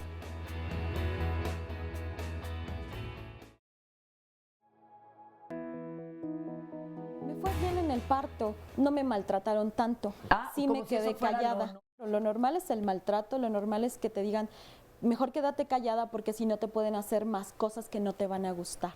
A las que mejor les fue, fueron menos intervenidas. Se dan cuenta que fueron víctimas de violencia obstétrica porque ya hubo un fallecimiento del bebé, hubo un sufrimiento fetal, hubo una cesárea innecesaria. Una situación que justo eso se normaliza, parece que el parto tiene que ser un evento doloroso. Tratar este tema de la violencia obstétrica desde un enfoque de derechos humanos, hay una responsabilidad institucional, una responsabilidad del Estado. Tiene que haber una reparación integral porque hay una violación a los derechos humanos de las mujeres. Que no ha sido claramente definido, pero sí hay una serie de conductas que tienen que ver con maltrato. Se ha ido conformando bajo este concepto, ¿no? Es una especie de un constructo que se llama ahora violencia obstétrica. En el fondo lo que es una mala práctica médica. Pacientes, mujeres y hombres, sepamos que no somos pacientes, que somos ciudadanos, que tenemos derechos y que hay, o que hubiera, ojalá, un Estado respaldándonos si se violan nuestros derechos. Cualquier acto médico está fundamentado en 3 grandes pilares. Un pilar técnico, un pilar bioético. El tercer pilar es el pilar del marco jurídico. Estos 3 pilares, Fernanda, están dentro de todo un esquema que es la organización del sistema y la organización del servicio. Estábamos precisamente consultándole al doctor si aquí se notaba violencia obstétrica y él dijo que bueno, hay que analizar el caso para diferenciarlo de cuando hay una complicación, pero lo que se le hacía raro era eso, que la habían dejado toda una noche sin monitorear cuando esa era la promesa. Brenda, ¿tú hiciste algo a nivel legal? ¿Levantaste una denuncia o fuiste a derechos humanos? ¿Qué hiciste? Bueno, de primer momento, no, porque yo consulté con un abogado y un médico y me dijeron que el doctor iba a buscar todas las formas médicas, no sé cómo explicarlo, que él iba a respaldarse y decir que él actuó de forma correcta y que había sido una complicación. Exactamente, ¿no? Y que aunque yo hiciera alguna denuncia o fuera derechos humanos, eso no me garantizaba que yo fuera a ganar el caso, y en caso de que llegara yo a presentar algún proceso legal, que no me iba a, o sea, que a lo mejor nada más me iban a dar dinero y que no le iban a quitar ni la licencia, ni le iban a clausurar la clínica. O sea, iban a llegar a un acuerdo cuando... Exactamente, solamente un acuerdo económico. Y digo, finalmente, pues eso no va a resolver, no me va a regresar a mi hijo, ¿no? ¿Qué se recomienda en estos casos cuando hay duda? Ir a la CONAMED. Entiendo que es un establecimiento privado. Sí. Entonces, ahí no puede actuar derechos humanos. Tendría, si quiere ir por la vía jurisdiccional, por la vía judicial, puede haber o una demanda civil o una penal, ¿no? O sea, ¿tiene que ir directo a levantar un acta o con ustedes o puede a que venir alguien con nosotros analice? a la Comisión Nacional de Arbitraje Médico, que atendemos casos que tienen que ver con establecimientos privados. Ahora, nuestro marco de actuación, el marco jurídico que tiene la comisión por mandato de su creación, está muy apegado a términos del orden civil. Es decir, si ella lo que quiere es que le quiten la licencia al médico o que le clausuren el hospital, se tiene que ir necesariamente por la vía jurisdiccional. Ok, adelante, Rebe. Pues creo que ahí también esta parte, por supuesto, la CONAMED y en este caso, por ser una instancia privada, no entra a presentarlo ante la Comisión de Derechos Humanos, ya sea la del DF o la nacional, pero ahí, y el doctor ya lo comentaba hace unos momentos, la reforma constitucional de derechos humanos obliga a todas las autoridades, es decir, si se presenta tanto en el ámbito de la CONAMED o un juicio administrativo o civil, hay la obligación de revisar si hubo una violación a los derechos humanos en este caso. Entonces, creo que ahí también es importante pues hacer el llamado a otras autoridades a que se vea esto desde un ámbito mucho más global. Este tema de que te dejaron toda la noche sin monitoreo, el tema del consentimiento informado, ahí claramente se tendrá que analizar con mucho más calma, pero hay una parte y una violación por lo pronto al derecho a la información, a tu derecho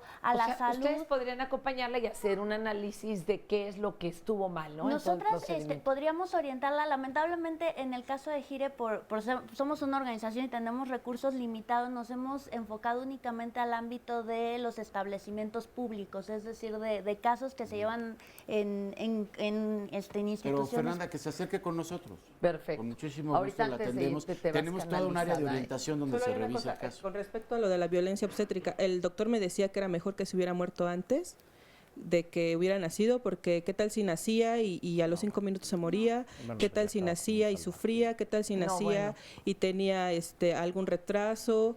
Entonces, ¿qué te digo? Entonces mejor no nazcamos nadie, ¿verdad? Porque está muy difícil la vida. Ay, Dios, te vas canalizada, ¿verdad? Qué barbaridad. Oye, mi Fer, fíjate que tengo, hay muchísimos comentarios, le agradecemos profundamente a todas las personas que nos lo escriben. Desafortunadamente no les vamos a poder dar lectura a todos, pero toda esta información que están diciendo nuestros especialistas la vamos a publicar tanto en las páginas de Facebook como de Twitter. Y sus contactos. Y sus contactos, evidentemente. Ahí estarán los teléfonos para que no se vaya todo mundo sin ser atendido. Y les comparto rápido algunos. Aida Aguilar dice, gracias a todo el maravilloso equipo de diálogos, muchas gracias a ti. Les comparto que este tipo de violencia no solamente ocurre en México, En Estados Unidos tuve la mala experiencia de recibir los gritos del anestesista, un gringo que yo en ese momento, sin entender inglés, me decía que ya no me podían poner la raquia. Yo lo exigí y en medio de las contracciones yo estaba 5 centímetros de dilatación. Me hicieron firmar un montón de papeles para ponerme la raquia. Los ginecólogos son impersonales, inhumanos y solo piensan en el dinero. La obstetra que me atendió en el parto nunca la había visto y todo fue en un hospital privado. En todos lados se cuecen habas, así que mujeres no se dejen. Y allá con tantas demandas, porque ahí sí va uno a pisar la cárcel o a pagar grandes cantidades, pues también ejercen una medicina a la defensiva, ¿no? Que luego resulta también pésima, porque entonces todos cesáreas o todos penicilina o todos, ¿no? De antemano para curarse en salud y no es como lo deseable. LG Edith dice, yo no sabía que te rompan la fuente es violencia. Me lo hicieron con mi primer bebé materno infantil en Toluca y con el segundo, pues horrible. El doctor que me asistió se portó muy grosero con comentarios como, para eso están las mujeres, para sufrir. Esto en el hospital ISEMIM de Atlacomulco. Mándenos el nombre de... Y no tenían con qué envolver además a mi bebé. Me lo entregaron en una cobija de cama y me tuvieron en un pasillo ahí con él como 1 hora o más. ¿Por qué? Nunca supe bien. Afortunadamente los 3 estamos bien. Pero esto es a lo que nos referimos. No se debe de guardar silencio o callar este tipo de situaciones. No. Hay que hacer camino, hay que allanarlo un poco ¿y ya para ves que... por qué hace falta como materia obligatoria desde jardín de niños equidad y género? ¿Cómo que para eso nacieron las mujeres? Bueno, y seguramente para decir sus burradas nacieron los hombres, caballero. O sea, bueno, en fin. Sí, eso y carga con tu cruz, ¿verdad? Mi querida Felicitas. Cuéntanos, porque tú todavía traes incluso aquí problemas, ¿no? Sí, de claro. lo que te sucedió. Sí, yo me embaracé en abril, pero bueno, tuve dificultades desde el tercer mes. Acudí acá al Hospital General y de hecho pues no hubo respuesta. Fui porque llevaba yo un sangrado y lo único que me hicieron fue hacerme para ver a mi bebé. Dijeron que estaba vivo y me mandaron unas pastillas. De ahí pues ¿Se detuvo el sangrado? Pues sí, pero tuve que ir con mi médico de cabecera, que es mi médico doctor Rosas, es muy bueno la verdad, pero ahí nada más me atiendo lo que es mi diabetes y mi porque soy hipertensa, diabética hipertensa. Ahí soy O negativo, es cuando mi médico me mandó a hacer mis estudios, todo eso, pero pues sí me costaba una gran cantidad de dinero para atenderme ahí mi parto. ¿En dónde? Con este médico, Raúl Rosas. O sea, ¿era particular el médico? Okay. Sí, porque en el Hospital General, la verdad no me gustó la forma que me atendieron. Me iban a internar 3 días, fui con la trabajadora social y lo único que me dijo la trabajadora social que ya iba a hacer su cambio de turno, que ya no tenía tiempo y que le hiciera yo como quisiera. Entonces de ahí yo la verdad dije, bueno, yo quise embarazarme con mi pareja, juntamos o teníamos un poquito de dinero, dijimos, no, pues nos vamos a atender lo poquito que tenemos, vamos a aprovecharlo para atendernos en un particular.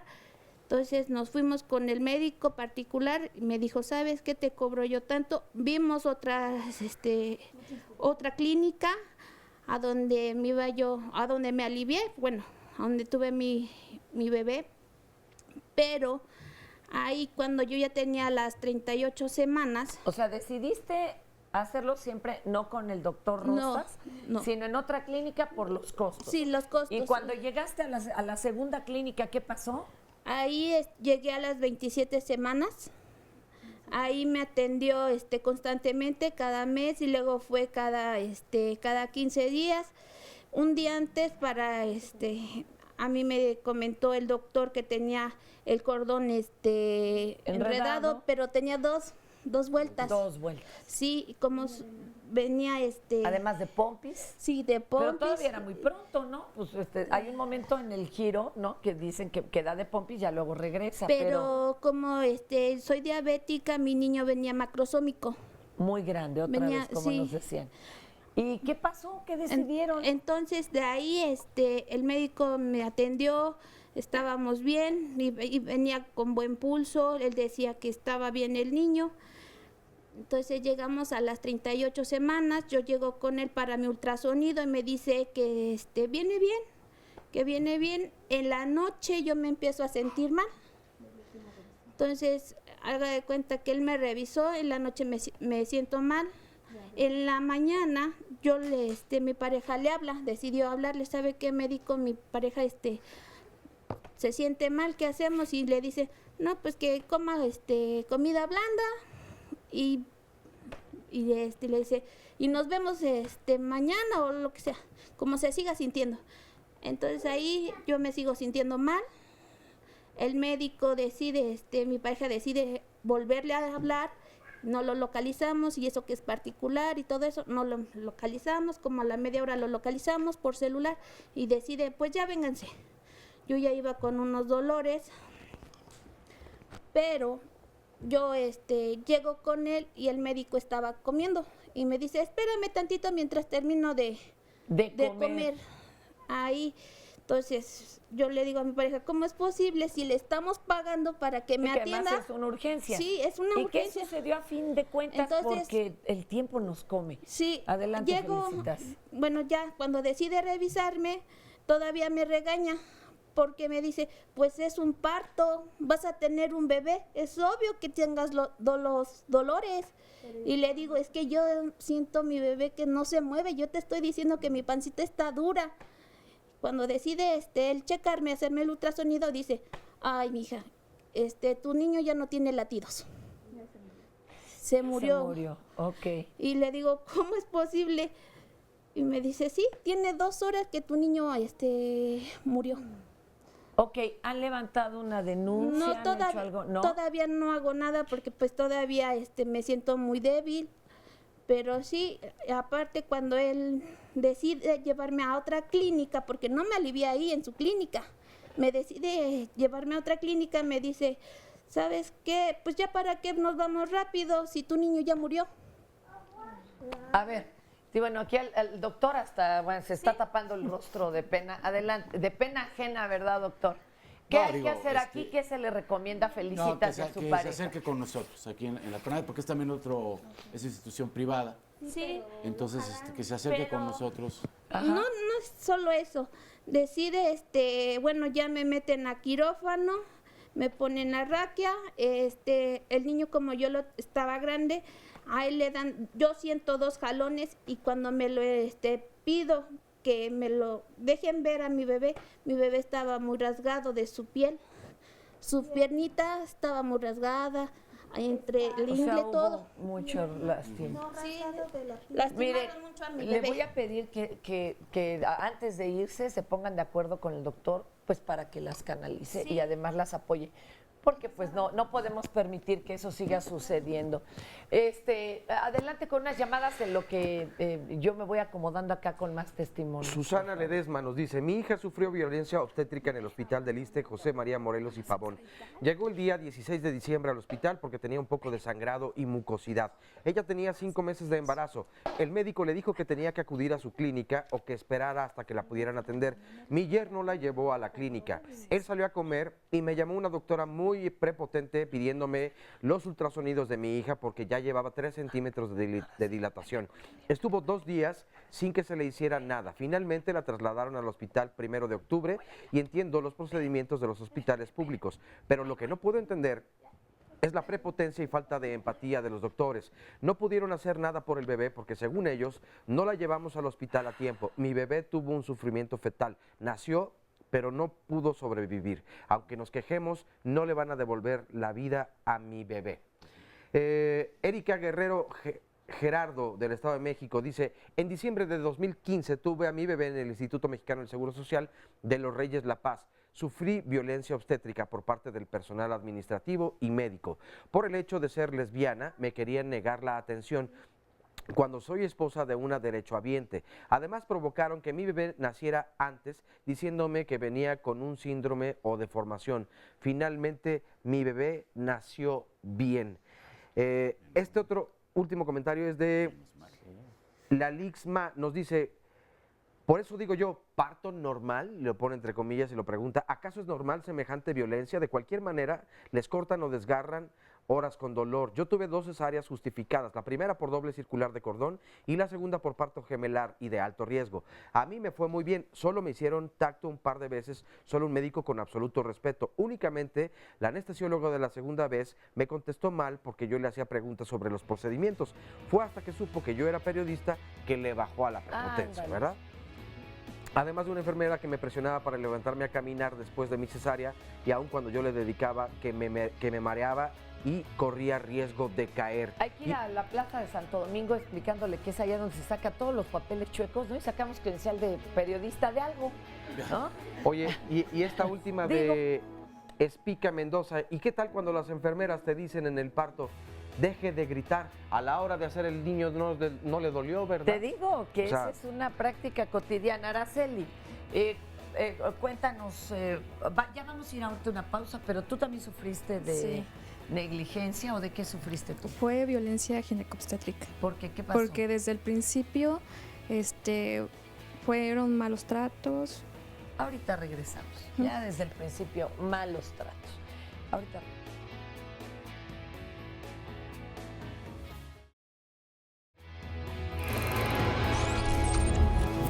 La próxima semana, Diálogos en Confianza tiene para ti. El lunes, el doctor José Bandera nos hablará de la medicina tradicional china. Infórmate cuáles son los alcances de la acupuntura y de qué manera fortalece los órganos de nuestro cuerpo, impulsando una adecuada circulación de la energía. La acupuntura puede ser una opción en la prevención y tratamiento de algunas enfermedades. Entérate.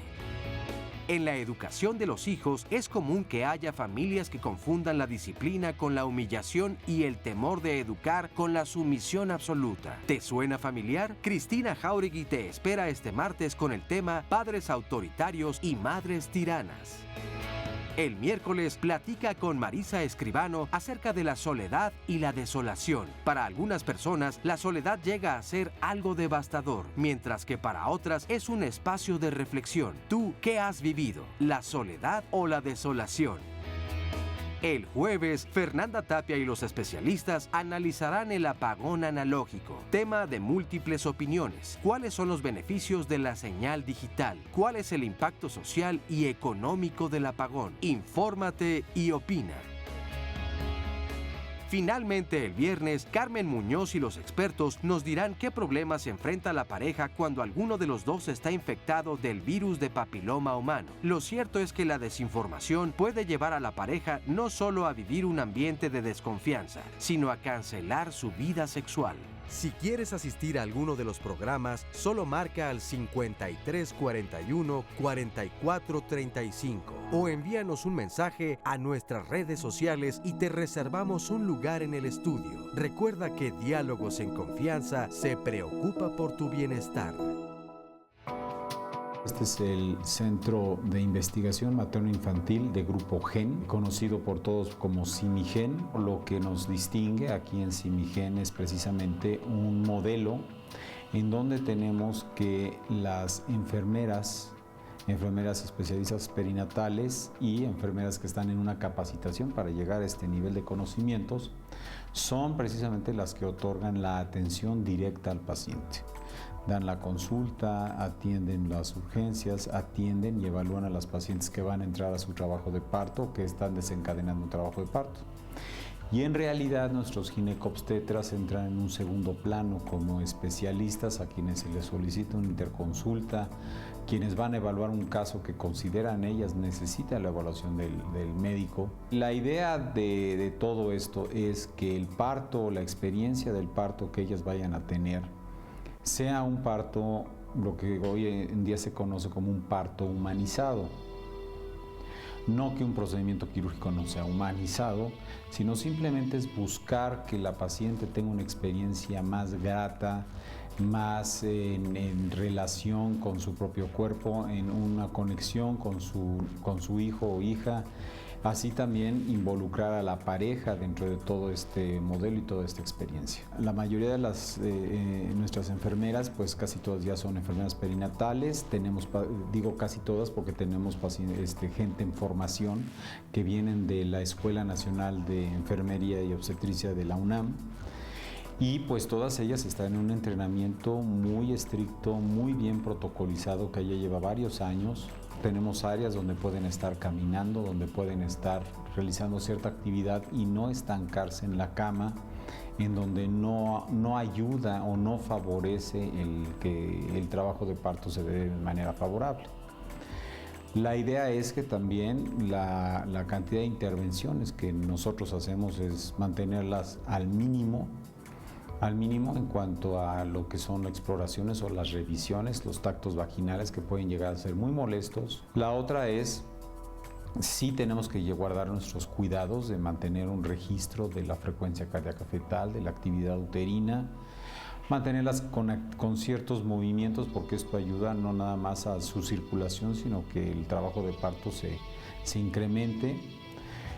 Mantenemos la intervención de analgesia o anestesia al mínimo. Tenemos muchísimos casos con un parto exitoso en donde ni siquiera utilizan anestesia. El hospital está enfocado particularmente a casos de bajo riesgo, en donde tenemos la posibilidad de que nazca un bebé en situaciones favorables. Se tuvo toda una atención prenatal adecuada.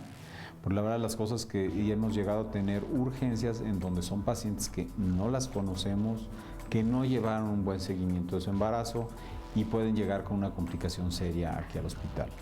Contamos con los especialistas, contamos con neonatólogos, pediatras, ginecólogos, en fin, son los especialistas que en un momento dado pueden resolver una situación de este tipo. Si nosotros estamos detectando que existe la posibilidad de que un caso en particular derive en esto, sí pedimos el apoyo a otras instituciones vecinas, hermanas, tanto del gobierno del Distrito Federal como instituciones privadas o como del gobierno federal.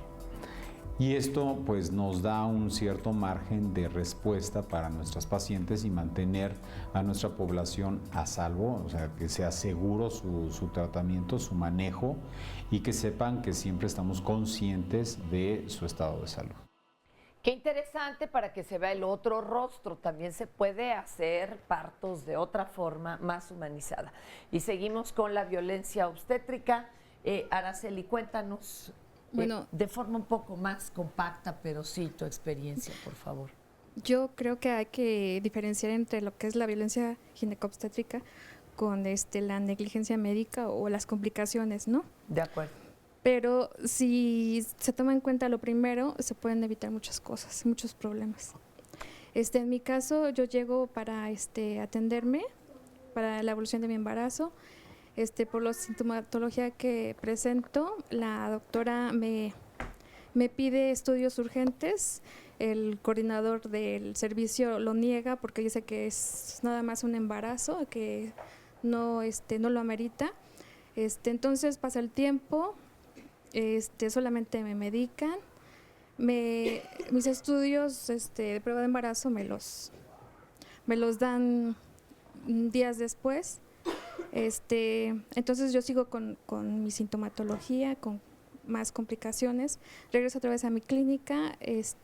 Todavía no aparece el resultado de mis análisis. Todavía no sé si estoy embarazada o no, porque yo presentaba irregularidades en mi menstruación, entonces pues no sabía bien qué era lo que tenía.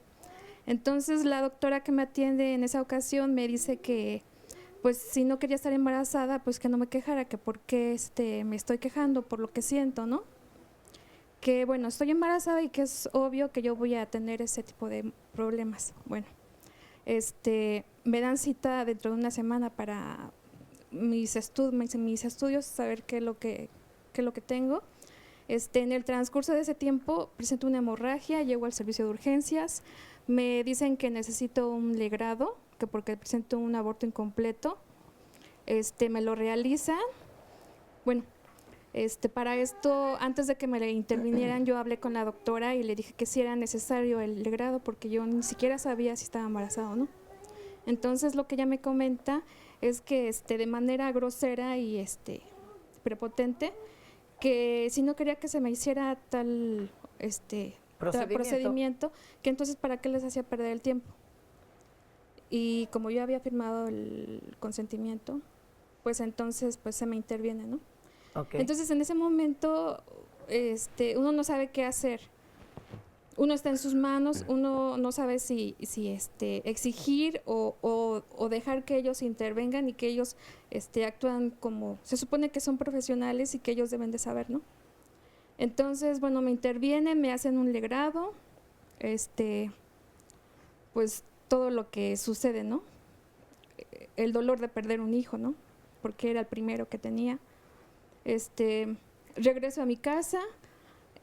Yo continúo con molestias, con dolor de espalda. Con las mismas sensaciones. Sí, pero todo en aumento, va en aumento. ¿Regresa a la clínica? Regreso a la clínica porque digo, pues qué es lo que sucede, ¿no? Entonces me dicen que sigo embarazada, que ese legrado que me hicieron, pues seguramente me lo habían hecho hace un año, ¿no? Entonces presento mi hoja de alta de que hace una semana que había yo ingresado de ahí, me habían dado de alta porque me habían hecho el legrado. Entonces me dicen, bueno, pues usted está embarazada, si quiere, pues se le va a atender para que se lleve la evolución de su embarazo, o usted sabe lo que hace. Entonces, bueno, la alegría vuelve a mí, ¿no? O sea, pero no falta quien te diga, es que a lo mejor le hicieron algo, a lo mejor la anestesia le perjudicó a tu bebé, tiene a lo mejor alguna malformación, alguna complicación, mejor que te realicen un legrado y te preparas, inicias tu tratamiento con otro médico para que puedas lograr un embarazo. ¿Y qué pasó? Bueno, fue un viacrucis durante todo ese tiempo. Siempre estuve con la duda, ¿no? Presentaba yo placenta previa, amenaza de parto prematuro, en los inter de que yo ingresaba para que me internaran precisamente por las molestias y las complicaciones. En 3 ocasiones me iban a intervenir otra vez para hacerme el legrado. Primero porque se equivocaron de expediente y me pasaron en el lugar de otra persona a la que le iban a hacer un legrado. Pero, o sea, casi a punto de hacerme otra vez la intervención, se dieron cuenta. ¿Esto en qué hospital, perdón? Esto fue en la clínica, en el hospital de zona, de la clínica 68 del Seguro Social. Digo, pues para ir tanteando, te iban a hacer la intervención de otra persona. De otra persona. ¿Y en qué terminó este asunto, perdón? Bueno, pues se logró o sea, que llegara a término, pero a los 8 meses es cuando me dicen que puedo estar tranquila, que disfrute mi embarazo, que a lo mejor sí se logra mi bebé, ¿no? Pero todavía ese a lo mejor. Entonces, bueno, gracias a Dios, a las 39 semanas, nace mi niño. Pero cuando me ingresan, estuve 12 horas con trabajo de parto. Los médicos, le pasaban el trabajo al del siguiente turno y así, hasta que gracias a Dios el último que llegó ya como a las 9 de la noche fue el que inmediatamente hacer su trabajo. Por eso yo pienso que no hay que generalizar, que hay médicos que hacen su trabajo y que no por eso hay que... ¿Pero sí tuviste finalmente al bebé? Sí, tuve a mi bebé, gracias a Dios. ¿El bebé sobrevivió? Sobrevivió, parece que no tiene ningún problema. Ahorita ya tiene 4 años y medio. ¿Pero tú tienes una secuela? Sí, tengo una secuela porque ya no me puedo embarazar. Ok, ¿por el parto o por algún...? Pues precisamente regresé a mi clínica para que me hicieran estudios y me dicen que por mi edad, porque ya tengo 37 años, me dicen que por mi edad ya no se hacen responsables y ya no pueden remitirme con el ginecólogo. Ok. A ver, si nos pueden ir ayudando nuestros especialistas. Karina, venos diciendo qué se hace, sirve de algo estas recomendaciones que se han emitido por parte de Derechos Adelante. Sí, yo creo que es necesario que las mujeres empecemos justo a eso, a empoderarnos y que hagamos caso de los instrumentos que sí tenemos, que ya están ahí, que las recomendaciones, que demos seguimiento. Así como dice, no hay que generalizar, me parece que no es esto mujeres contra médicos y viceversa. Me parece que nos estamos movilizando hacia una nueva manera de atender el parto y atender el embarazo. Y todos estamos participando, ¿no? Entonces yo creo que la toma de conciencia de cada uno de los que somos participantes de esto es algo crucial para que esto se mueva. Estamos en una etapa de transición, pero lo podemos acelerar tomando conciencia, ¿no? Ok, doctor. Gracias, Fer. Yo quisiera recuperar un poco un comentario que hizo previamente Roberto, que tiene que ver, en realidad estamos viviendo un cambio de paradigma en muchos elementos, y el componente médico o de salud en general no está exento del mismo. Y esto me parece que es muy importante en esta nueva cultura de hacer ciudadanía en salud, en donde entendamos que todos ejercemos un derecho, que no es una caridad lo que recibimos, ni mucho menos, incluido el servicio privado, estamos ejerciendo un derecho. Y un comentario y un llamado a los jóvenes que hoy están pensando estudiar medicina o que están iniciando en la carrera de medicina, se van a encontrar en un entorno totalmente distinto y es muy importante este cambio de mentalidad, pasar de esta mentalidad de un ejercicio profesional muy autoritario, como decía Roberto, a un ejercicio en donde es muy importante la figura del médico, es fundamental para la sociedad, para el avance y la progresión de la sociedad, pero se tiene que hacer con un absoluto y pleno respeto a los derechos humanos de todas las personas, independientemente de dónde finalmente estemos trabajando como médicos. Entonces, es la reflexión. Gracias, Roberto, por favor, Sí, y muy breve. Yo creo que además de lo que se ha dicho, lo que necesitamos es pensar cómo prevenir, cómo evitar que estas cosas sigan pasando. Una cosa muy importante es esto, es decir, quejarse, presentar demandas, etcétera, cuando el caso lo amerita, pero hay que ir mucho más allá de esa posición. Y necesitamos, para lograr un cambio, la alianza con los propios profesionales de la salud. Y para que esa alianza se dé, entre otras cosas, necesitamos recuperar lo que decía la señora en su última intervención. No hay que generalizar.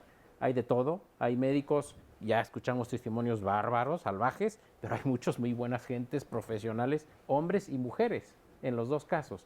Entonces, necesitamos empezar a hilar un poco más fino para darnos cuenta que la profesión médica no es el contrincante al que hay que batir, ni mucho menos, sino es el aliado fundamental que necesita abrirse en muchos sentidos, necesita cambiar muchas cosas y necesita dejarse supervisar por los ciudadanos. Rebeca. Pues yo nada más de acuerdo con todo lo que ya se ha comentado, solamente volver a decir, insistir, este tema tiene que ver con el ejercicio de derechos humanos, con el reconocimiento de las mujeres como titulares de derechos humanos y no como simples objetos a la hora de un parto, y es importante esto, visibilizarlo y además exigir estos derechos, pero con cautela y con estos matices que hay que hacer. Pero exigirlos para que esto no se siga reproduciendo. Digo, también se vale que evolucione, ¿no? Un médico que haya cometido un error, por favor, que se le reprepare, o una enfermera. Para despedirnos, ¿algún comentario, mi querido Oscarito? Pues agradecerles, porque hay millones. La verdad es que nada más recordarles, si se perdieron alguna parte o quieren recomendarle el programa a otra persona, a partir de hoy por la noche, cuando máximo, mañana como muy mucho, temprano, sí. Allí lo encontrarán, la liga, para que lo puedan volver a ver y no se pierdan detalle de lo que sucedió aquí en el Y programa. yo sé que hay algunos testimonios que no pudieron hablar, pero los vamos a dejar canalizados para que pues no se pierda esto que ustedes pasaron, este Vía Crucis, y que sea tomado en cuenta para que otras mujeres no tengan por qué vivirlo. Gracias. Ahora por lo menos ya podemos reconocer que existe esta violencia obstétrica. Gracias.